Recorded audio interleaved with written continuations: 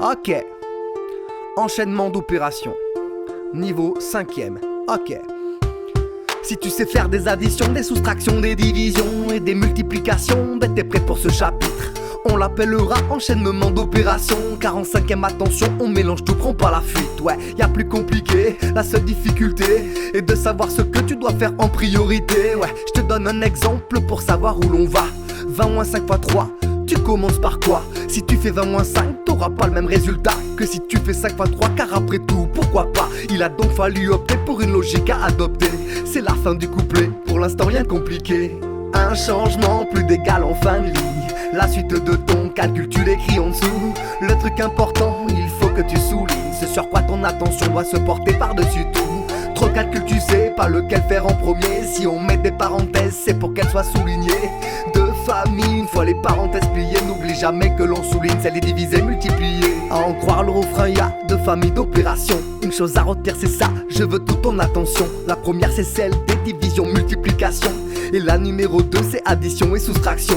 Si dans une expression il n'y a qu'une seule des deux familles, fais la première opération, n'oublie pas, tu la soulignes. Tu mets le résultat en dessous ton trait, tu recopies tout. Après tu recommences jusqu'à ce que tout soit fait. Aucune difficulté, maintenant on mélange les familles d'opérations. Priorité aux multiplications, division, à diviser, multiplier, ça se fait toujours en premier. Mais le résultat en dessous du trait après les avoir soulignés.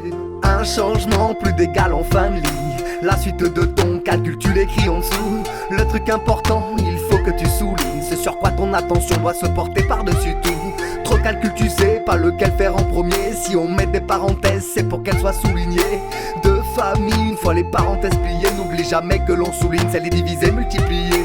Dernier couplet, dernière subtilité, dernière propriété, dernière priorité. Ouais, pour te mettre à l'aise avant d'aller plus loin. Si on met des parenthèses, dis-toi que c'est pas pour rien. Une expression en comporte, à tes yeux ça doit sauter, car c'est la plus forte de toutes les priorités. Quand y en a, c'est la première de toutes les choses à faire. C'est quand y en a plus que t'effectues la famille prioritaire. Je récapitule les parenthèses en premier. Ensuite on calcule les divisés multipliés. S'il reste qu'une seule famille, c'est la première opération. Si t'appliques tout ça, tu brilles à la prochaine interrogation. Un changement plus d'égal en fin de ligne. La suite de ton calcul, tu l'écris en dessous. Le truc important, il faut que tu soulignes ce sur quoi ton attention doit se porter par-dessus tout. Trop de calcul, tu sais pas lequel faire en premier. Si on met des parenthèses, c'est pour qu'elles soient soulignées. De famille, une fois les parenthèses pliées, n'oublie jamais que l'on souligne celle des divisés multipliés.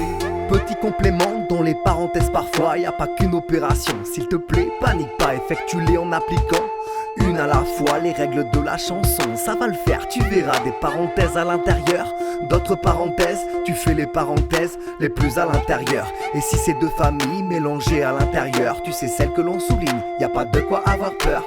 Ok.